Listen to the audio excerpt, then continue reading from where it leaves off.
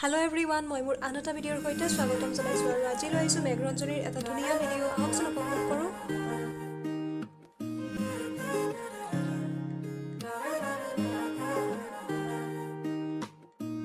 হিয়াৰ বাহিৰ সৰু